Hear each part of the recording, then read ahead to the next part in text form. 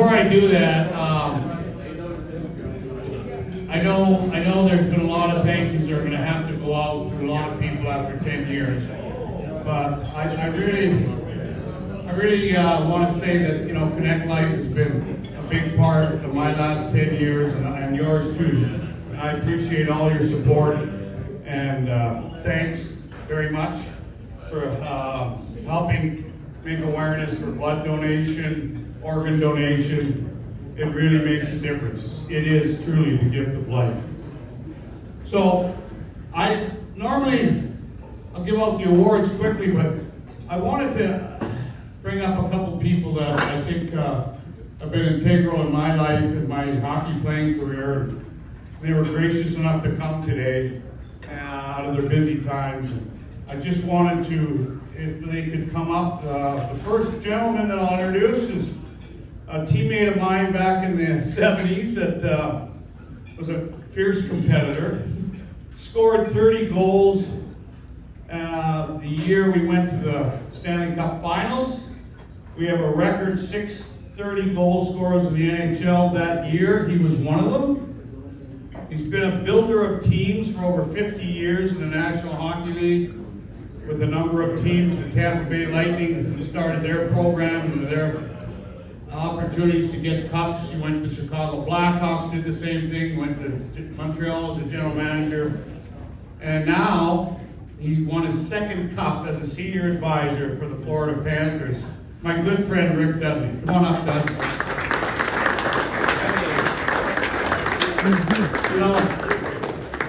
You know, if you ever go to YouTube, watch his fight with Bob Kelly from the Flyers.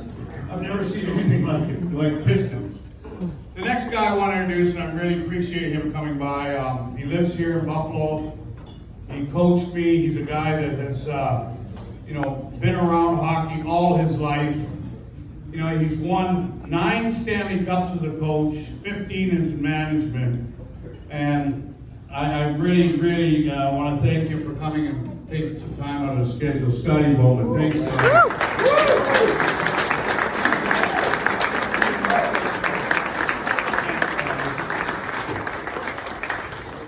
Dud, thank you. Good to see you. Congrats again. You know, if I could just... boy, Dud.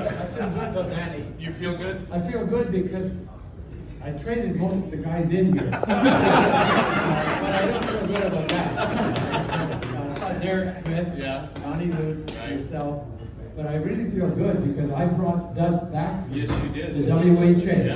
That's about the only good thing I did about it. There's Tony there too. I think I traded him. I'll tell you, when you look at your careers, I mean, I must say that, to be around the game this long and what you've done, and Dud, I'll start with you.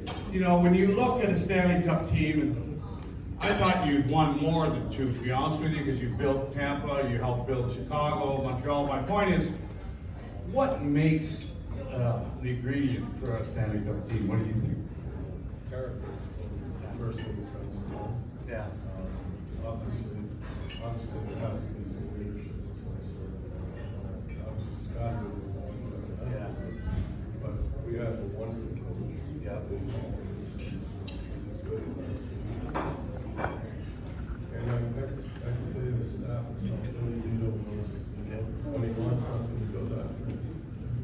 Great. You know, character was, I think when our teams played, we had a lot of that early years. When I first came here, guys like Shoney, yourself, Donnie Luce, I can name a number of guys. But Scotty, just echoing what Dud says, was winning 9 Stanley Cups as a coach, okay, which is unheard of, mind-boggling, thanks. Was there a favorite team? No, not really, but yeah, I think like Dud's mentioned, one thing that I noticed with the Panthers, and people look at teams and they say, well, they have to get a lot of good draft picks. And oddly enough, the Panthers are a team that they made some good draft picks when they had teams down at the bottom.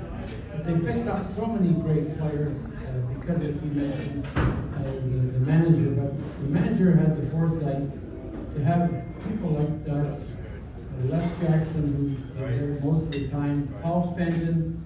These are all players these are all ex-players that were in management a little bit, and they go out and they find players.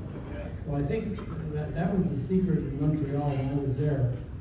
We had a man, Sam Pollock, that was the general manager for 13 years, and then he got into business and left. But he was so far ahead. He knew how to trade for draft picks. He knew how to get as a scouts involved. I remember all the trades when they drafted Guy Lafleur. He was anxious. It was very close between Guy Lafleur and Marcel Dion. And Guy had played in Quebec. Marcel was playing in Ontario with St. Catharines, and the Ontario League was a little bit stronger. And there was a lot of conjecture of which of the two, because they had grown up in Quebec. And Marcel was from Drummondville. They were two players from the time they were 8 or 9 years old. They were the best players in the province. And, Sam Pollock, he was concerned that, how good Marcel Dion was, and everybody knew Lafleur. And he tried real hard. He came very close to getting Marcel Dion in a trade. Actually, before he got drafted, I got to Montreal that year from Louis, and they were having a big meeting. He had 5 people that he always used to ask questions about. Claude Ruel was going, and Montreal, and Paul McNeil. And he never would make a trade unless he got all 5 people on his side. And he made a trade with Detroit. And he traded 2 of the players that had won the Stanley Cup the year before, and a young player. And he had a trade made, but one of the 5 people said no, because he said to the group, if I make this trade and I get Lafleur and Dion, could it be another decade like they had in the 50s of Jean Beliveau and Bernie Geoffrion? And one of the persons said, not really, because Marcel's not very tall. He's a good player. So they didn't make the trade. They didn't make the trade, but they did because they got Lafleur. But otherwise, they would have had Marcel. But just shows you that a good manager, he counts on the people around him. And I think that like the Sabres are in that thing now where they've got a tremendous amount of young draft picks. Now the question is, how do you mold them into a team? And until some of them are going to do something and become leaders, like Danny, when you guys started in Buffalo, like Tim, he had the foresight to get veterans, Tim Horton, Brian Marshall, Phil Goyette. He didn't play long, Floyd Smith, all those players that had experience. And when you come in as a young player, when you did, you come in, I know when I came here in '79, and then you scored, I think it was 56 goals a couple years later, but you had good leadership on the team, and that I think that's what makes a team, and that's what Rick did. Yeah, well, Montreal has very good coaching. yeah, I'd have to agree with that. I have to totally agree with the good coaching. But, okay. well, it's funny. The other thing that, I wanted to ask you, Dutch, was, my brother Maury, Donnie Loser, scouts, Terry Martin has been here. We talk about scouting in the National Hockey League. Scotty's mentioned about, personnel that have seen the game and been around it. And I know you don't like to be in the limelight or around. You're up in the press box, you're traveling all the time. What's the ingredient again now on a player? What do you look for? The same thing, character? No, I think there's a list of things. Okay. Probably, I would say, somewhere between 10 and 15 attributes. Okay.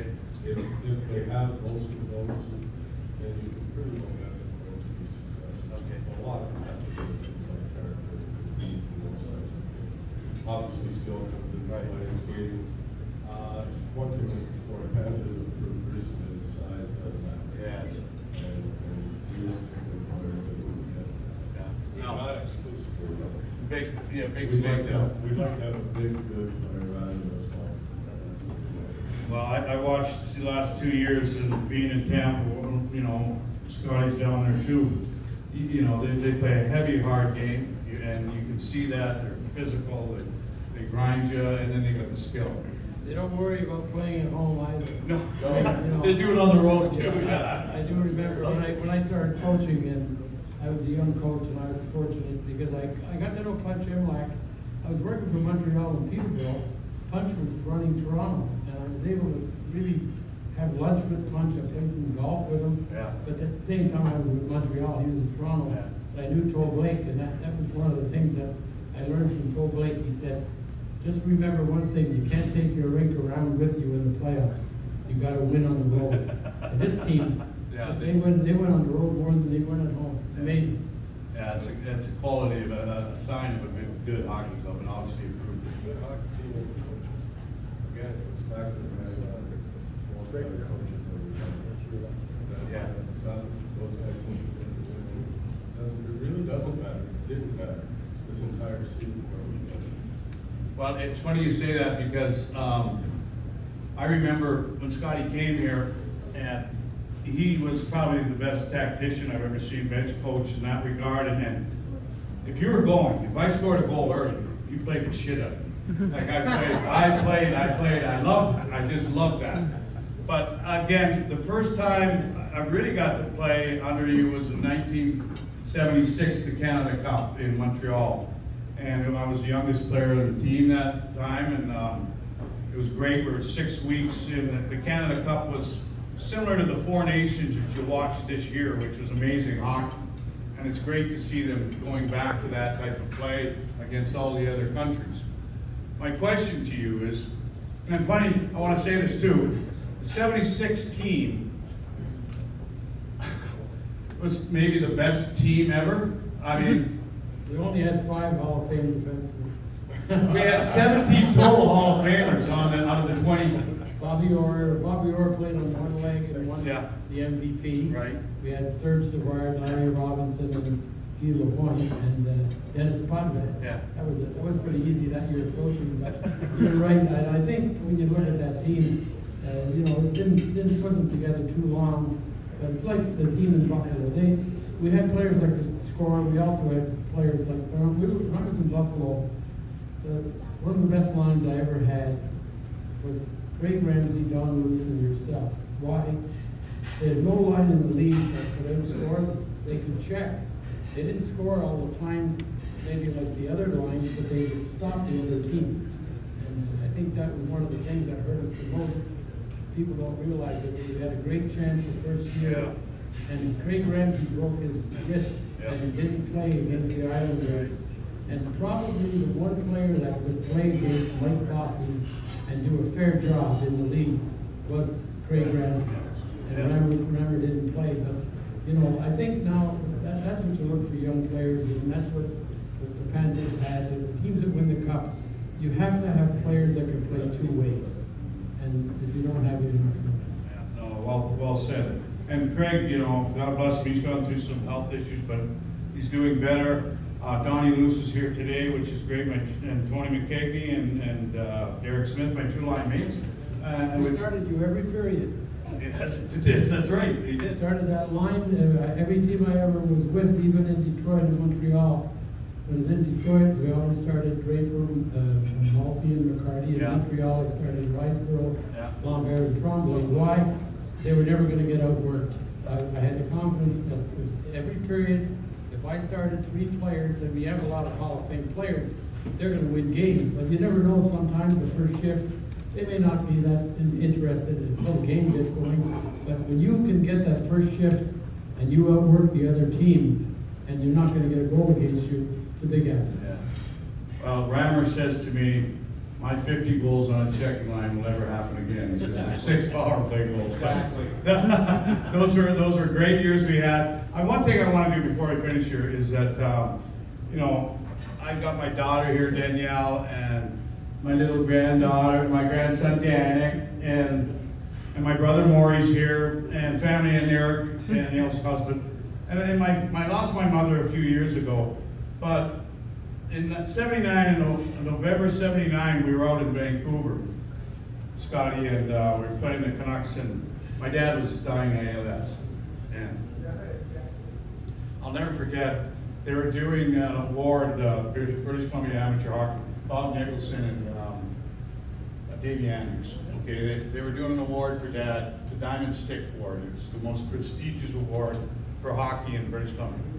So we're flying out, and I go to Scotty. I said, is at 12 o'clock they were doing it. We had the morning skate. Normally, the visiting teams are on 11:30. And I go to Scotty, I said, you know, they're having this award for my father. He said, well, and I told him about it.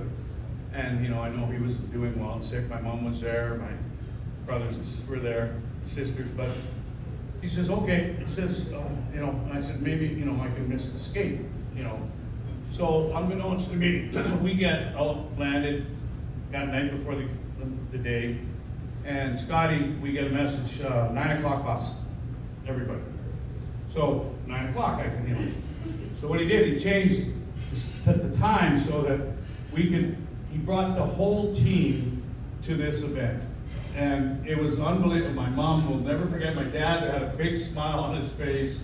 And I just want to thank you, Scotty. A lot of people think you were a tough taskmaster, but you were, and that's probably why you won 9 cups.